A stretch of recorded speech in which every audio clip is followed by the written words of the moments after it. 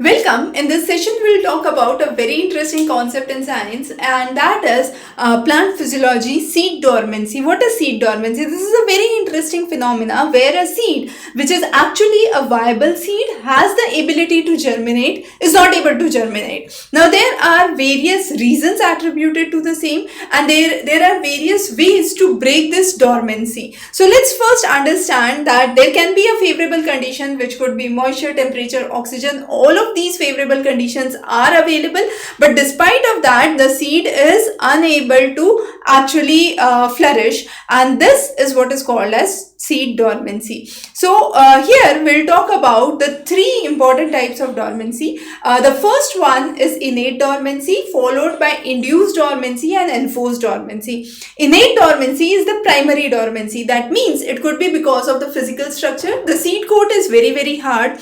It could be thick, it could be a waxy cuticle as in the legumes, and because of which there is impermeability to water or any kind of gas exchange. The next could be a physiological factor which is affecting the dormancy at maturity, and this could be the embryo factor, where there can be inhibitors, there can be immature embryo. The reasons could be higher accumulation of abscisic acid, the ABA as we call it, and there can be another reason for it, which is the low growth potential.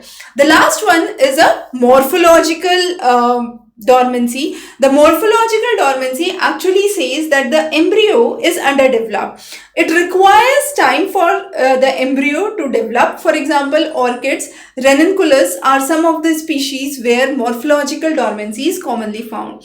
Other dormancy could be combined one, where physical or physiological or morphological could go together, or there could be a chemical induced dormancy, which would be because of the presence of germination inhibitor.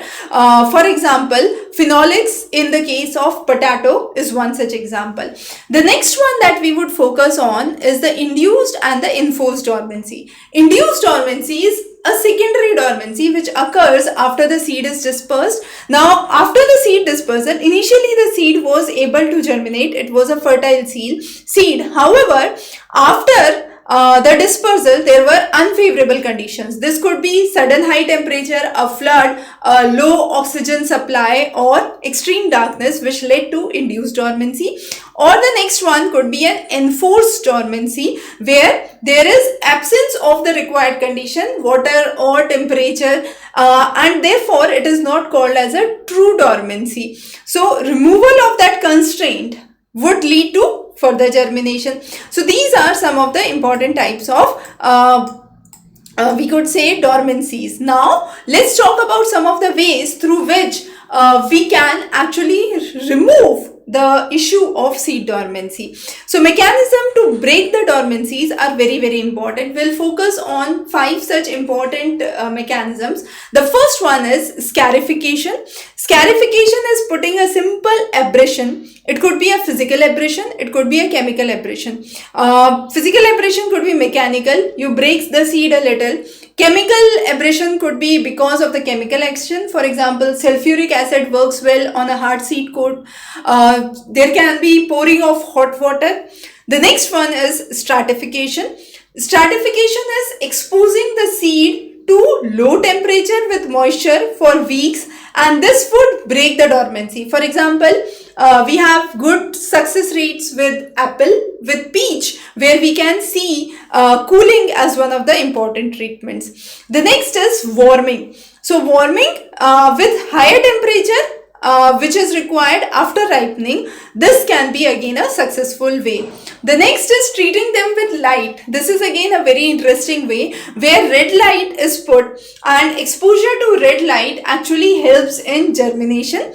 It actually imitates near to sunlight, and it is on a wavelength of 660 nanometers. So this is where we have the photoblastic seeds. The next one is the hormonal treatment.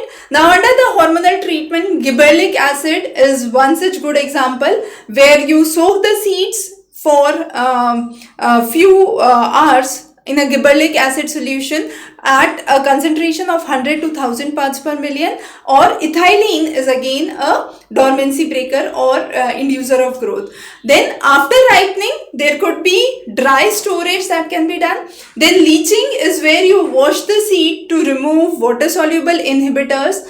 Tomatoes, where we have the phenolics. Also cucumbers is where this technique works well.